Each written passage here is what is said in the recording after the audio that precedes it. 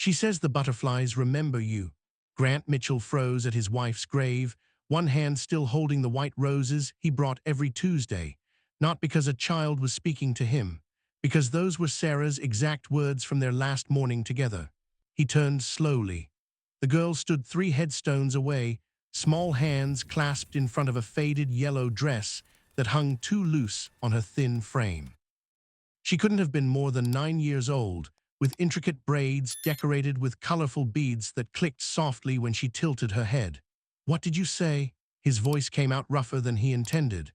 The girl pointed at the monarch butterfly resting on Sarah's headstone. "She says the butterflies remember you. That's what you need to know today." His throat tightened. Sarah had said those exact words 2 years ago, the morning before the accident. They'd been in their garden watching monarchs dance between the roses. He'd been stressed about a merger, barely paying attention. She touched his face and whispered, "The butterflies remember you even when you forget yourself." No one else knew that. He'd never told anyone. The child's eyes met his, dark and knowing, too ancient for someone so young. She wore scuffed sneakers with mismatched laces, and her dress had been carefully mended at the hem. But her gaze held something that made his chest ache with recognition. Before we dive into this story, tell us where in the world you're watching from in the comments below. Are you team second chances? Don't forget to subscribe and hit that notification bell because this story is about to take a turn you won't see coming. Let's say a quick prayer. Heavenly Father, we ask for breakthrough for everyone listening today. Bring healing to broken hearts, favor to those who feel forgotten, and remind us that you work in mysterious ways. Amen. 2 years ago, Grant Mitchell lost everything that mattered. The company was thriving. Mitchtech had just hit $5 billion in valuation. The board was talking about going public. Grant was on magazine covers, keynote stages, advisory councils. At 42, he'd built an empire from nothing, but he'd stopped seeing Sarah. She'd been a kindergarten teacher when they met, the kind of woman who knew every student's favorite color and kept band-aids with cartoon characters in her purse. She'd made him laugh during depositions, dragged him to farmers' markets on Saturday mornings, left sticky notes with terrible puns in his briefcase. The night of the accident, he'd missed dinner. Again. A conference call with Tokyo ran long. She texted him a photo of the table, 2 plates of carbonara growing cold, a single candle burned down to nothing. "Coming home," the message read. "Soon," he'd replied. A lie. He had 3 more calls scheduled. She'd gotten in the car to bring him dinner at the office. A drunk driver ran a red light on 5th and Madison. The police said she died instantly, a small mercy that felt like no mercy at all. Grant found the containers of carbonara in the wreckage, still warm. He'd spent the last 2 years building walls higher than his penthouse. The foundation board begged him to step down, worried about his mental state. His sister stopped calling after he screened her for the 40th time.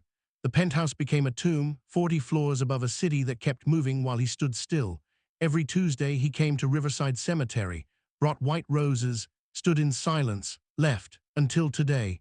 "How did you know that?" Grant asked, his hands shaking slightly. "About the butterflies."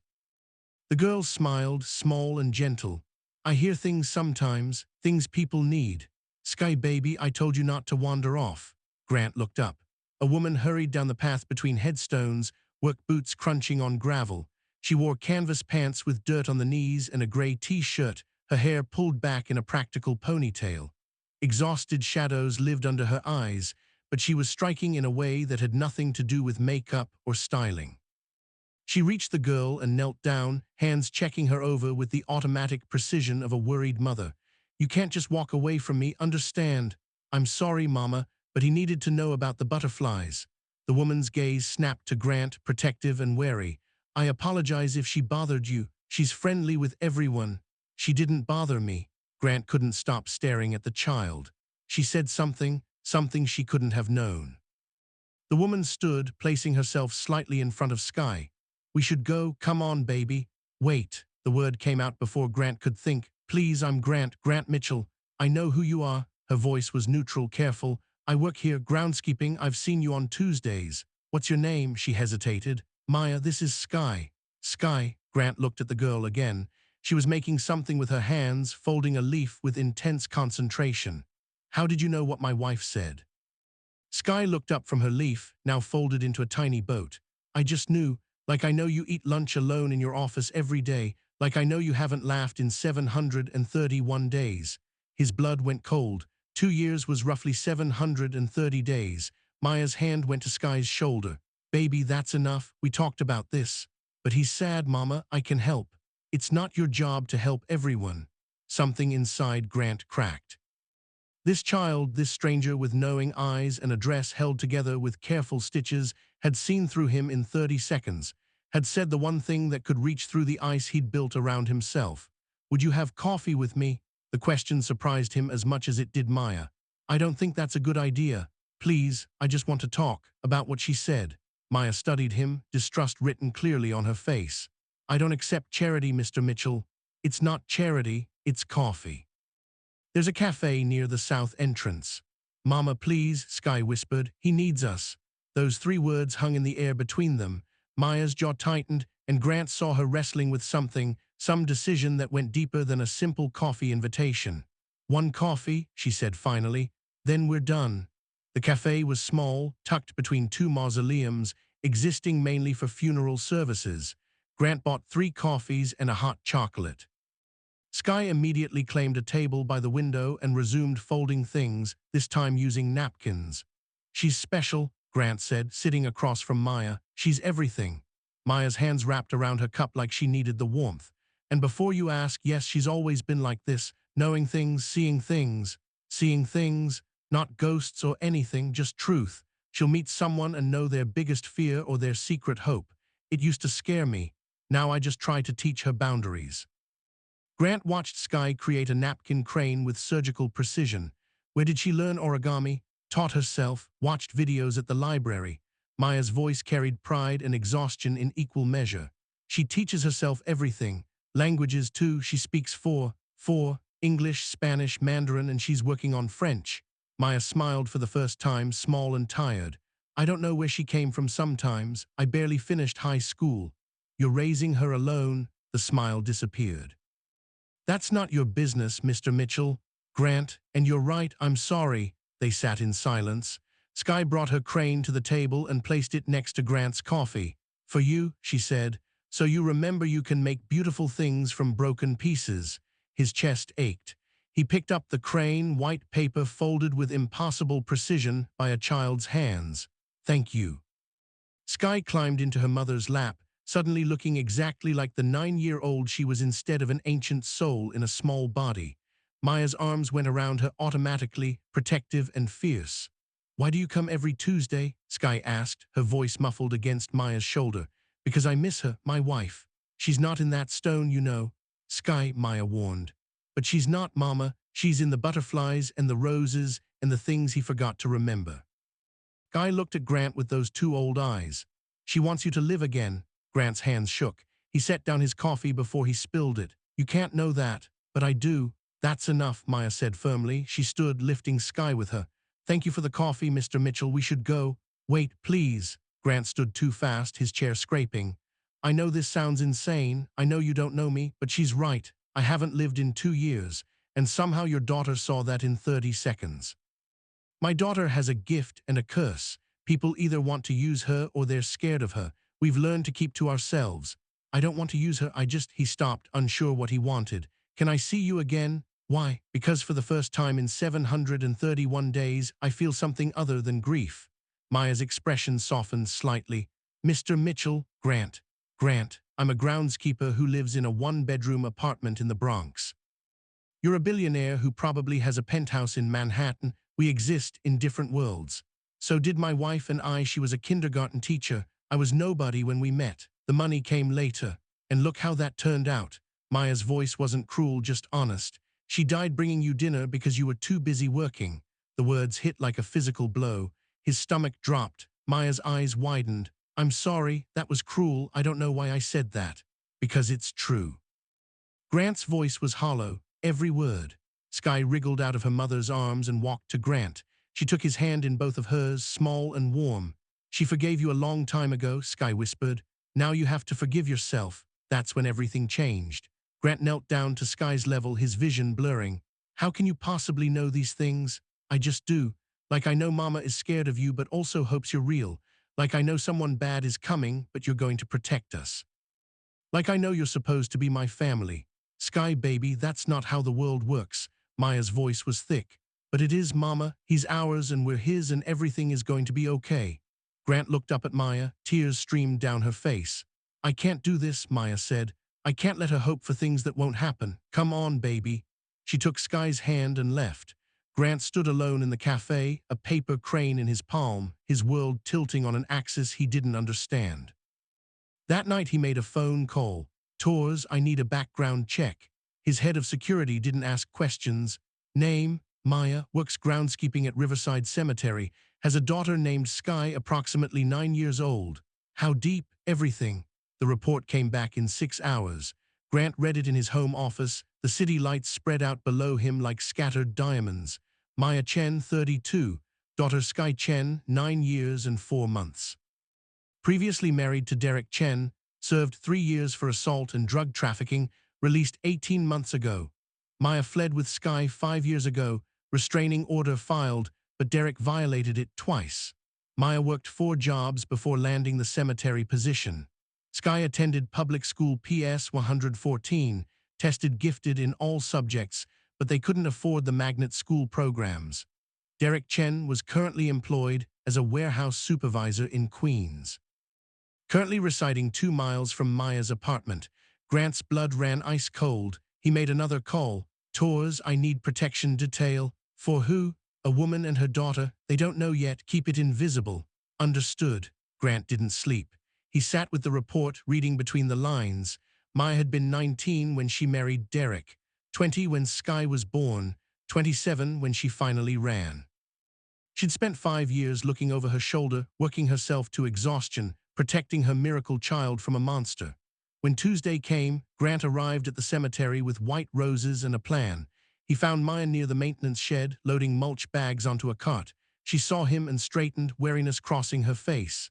Mr. Mitchell, I had you investigated. The words came out blunt, honest. I'm sorry, I needed to know.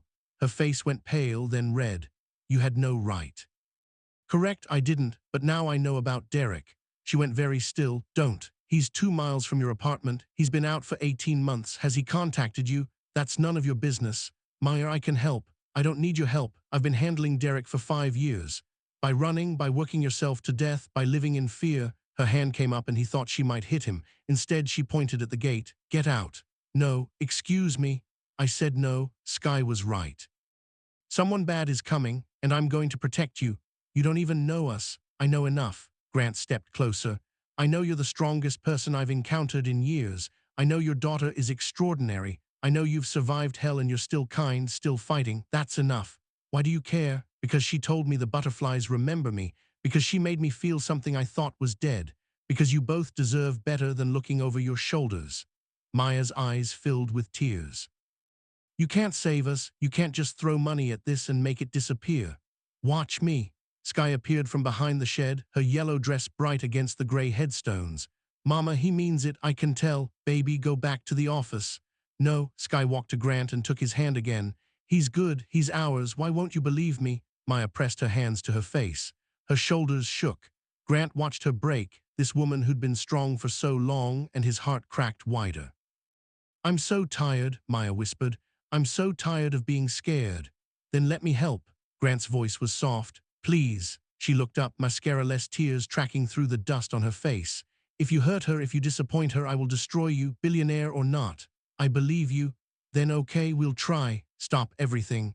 Grant Mitchell just promised to protect a woman and child he met 3 days ago at a cemetery.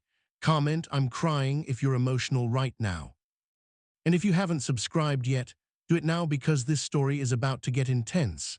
Now let's find out what happened next. Grant started carefully. He had his lawyers file an updated restraining order with actual teeth, the kind that came with monitoring and immediate arrest clauses. He hired Tours to add Maya's apartment building to his rotation. He set up a trust for Sky's education, anonymous, rooted through 3 shell corporations, so Maya couldn't refuse it. And he started having lunch with them, not in expensive restaurants, in the cemetery cafe or on a bench near the rose garden or in Maya's tiny apartment where Sky showed him her library books and origami menagerie. He learned that Maya took her coffee black because cream was an unnecessary expense. That Sky's favorite color was yellow because it was the color of hope. That Maya sang, when she cooked, old songs in Spanish that her grandmother taught her. That Sky could look at a person and tell you their emotional state with scary accuracy. He learned that he'd forgotten how to be human. "Why did you become a billionaire?" Sky asked one afternoon. They were folding paper cranes together, her fingers quick and certain, his clumsy and slow. "I wanted to build something that mattered." "Does it?" The question hit hard. "I thought so, now I'm not sure. Mama says money isn't bad or good. It's just a tool like a hammer. You can build a house or break a window.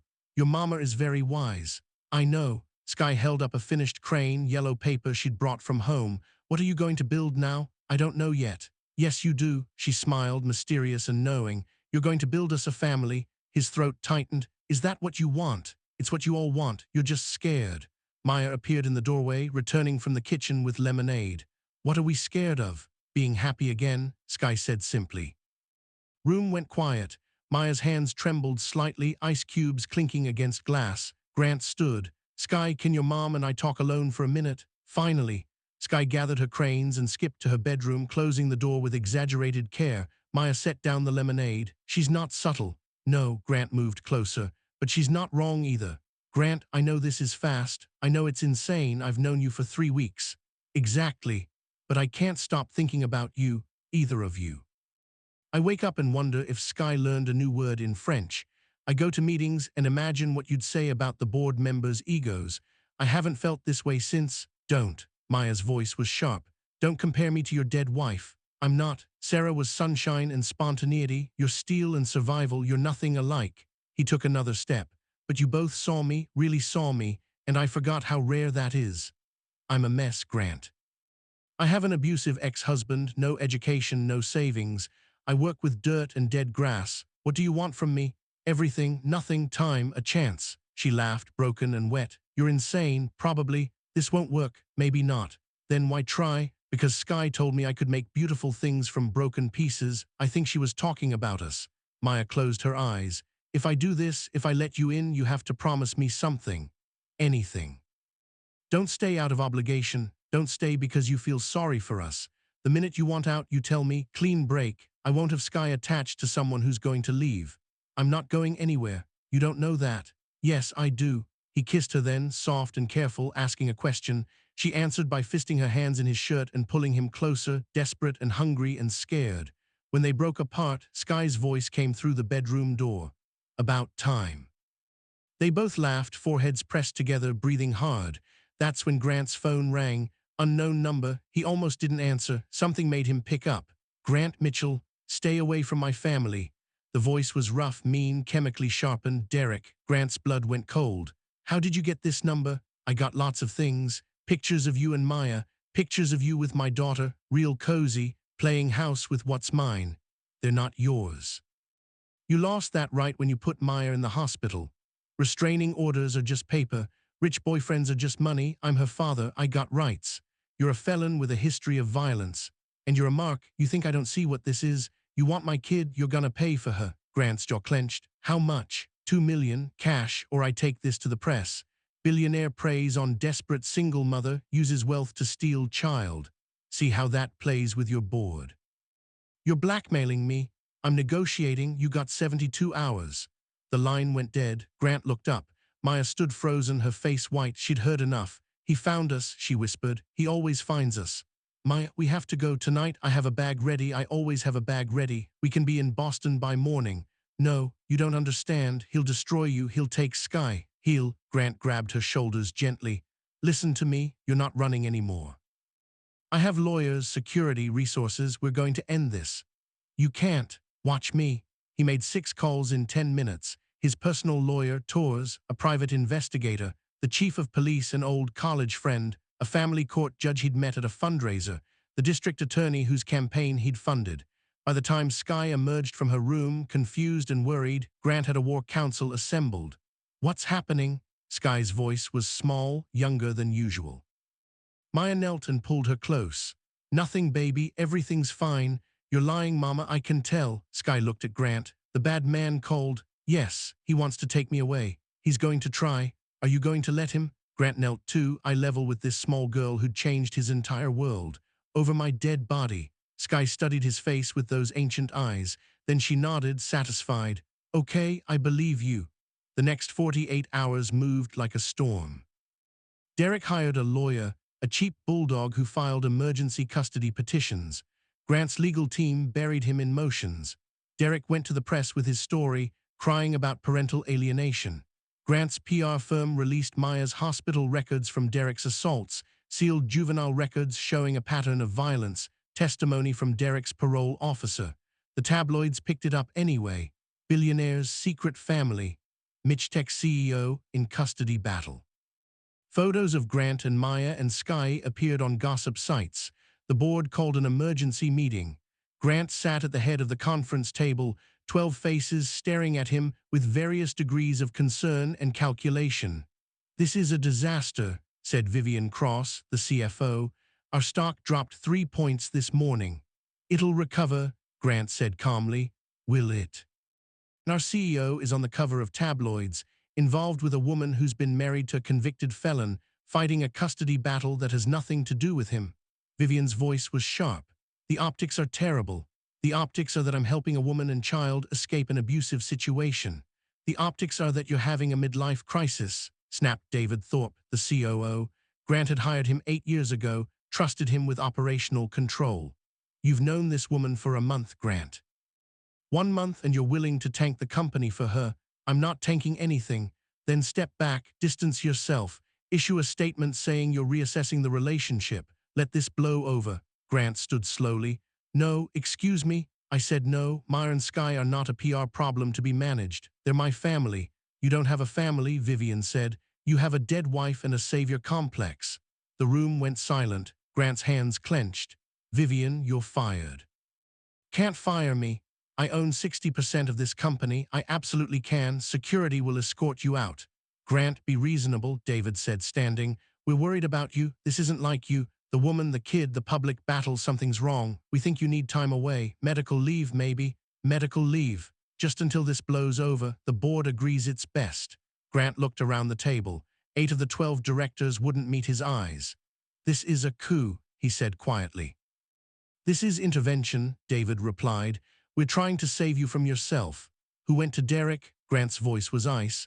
Who told him about Maya and Sky? David's expression flickered, just for a second, but Grant caught it. You, Grant's stomach twisted. You're the leak. I don't know what you're talking about. You gave him my private number. You fed him information. Why? This is paranoid. Why, David? David's jaw tightened. Because you've lost your mind over some waitress and her weird kid. Because Sarah would be ashamed of what you've become. Because someone needed to wake you up before you destroyed everything we built. Grant moved around the table slowly. Everything we built, interesting phrasing. You know what I mean. No, I don't. Explain it. I've given 12 years to this company. 12 years of 18-hour days, missed holidays, destroyed relationships. And I own 2%, too. While you sit in your penthouse feeling sorry for yourself. So this is about money. This is about recognition, respect. I made Mitchtech what it is today. I deserve more than 2% and a salary. You deserve a lawyer. Grant pulled out his phone. Tours, I need you in the boardroom. Bring police. We have corporate espionage, breach of fiduciary duty, and conspiracy. David's face went red. You're bluffing. Try me. The room erupted. Directors arguing, some defending David, others backing away. Grant stood in the center of it, calm and cold. His phone buzzed. Maya. Grant, Derek's here at the apartment. He has people with him. Sky and I locked ourselves in the bathroom, but the sound of splintering wood. Grant ran. He made it to the Bronx in 14 minutes. His driver ran every red light, hazards flashing. Tours and 2 security personnel met him at the building. Police are 3 minutes out, Tours said. I've got 2 men at the apartment door. They're holding position. Grant took the stairs 3 at a time. 5th floor, he heard shouting. Derek stood in the hallway, 3 men with him facing off against Grant's security. The apartment door hung off its hinges. Where are they? Derek snarled. Step back, sir, said Tor's man, hand on his concealed weapon. Derek saw Grant. His smile was mean, chemical bright. There he is, the hero. You bring my money. I brought the police. Then I take my daughter. I got rights. You have nothing. Derek lunged for the apartment. Grant moved faster, blocking him. Derek swung. Grant ducked, muscle memory from college boxing kicking in. He drove his fist into Derek's stomach, then his jaw. Derek went down hard. The three men with him moved forward. Torres and his team moved faster. Professional, efficient, brutal. In 30 seconds, all three were on the ground, zip-tied, groaning. Police sirens wailed outside. Grant stepped over Derek and entered the apartment. The bathroom door was closed. Maya, it's me, it's Grant. The lock clicked. The door opened slowly. Maya stood there with a baseball bat, Sky behind her, both shaking. Grant knelt and opened his arms. They fell into him, trembling and crying. He held them while police flooded the hallway, while Derek screamed about his rights, while Torres gave statements. You're safe, Grant whispered into Maya's hair. You're safe, I promise. Sky pulled back, her face wet. You came. Always, I'll always come. I knew you would. She managed a small smile. That's why you're ours. The legal aftermath took 3 weeks. Derek was charged with breaking and entering, violation of restraining order, assault. His lawyer tried to claim he was exercising parental rights. The judge, a woman in her 60s with steel gray hair and no patience, shut that down in 5 minutes. Mr. Chen, you have a documented history of violence against the mother of your child. You violated a restraining order. You broke down her door with hired muscle. These are not the actions of a concerned father. These are the actions of an abuser. She looked at him over her glasses. I'm revoking all parental rights pending a full hearing. In the meantime, you're looking at 15 to 25 years on the charges. We're done here. Derek was led away in handcuffs, still screaming threats. Maya collapsed in the hallway outside the courtroom. Grant caught her. It's over, he said. It's really over. She sobbed into his chest, years of fear and tension finally breaking free. Sky hugged them both, small and fierce. I told you, we're a family now. The board situation resolved itself more quietly. David Thorpe was arrested for corporate espionage and conspiracy. 6 directors resigned. Grant appointed new blood, people who understood that wealth meant responsibility, not just profit. The stock recovered in 2 weeks, but Grant didn't care about the stock anymore. He cared about the woman who'd learned to trust him, the girl who'd taught him to feel again, the life he was building from broken pieces.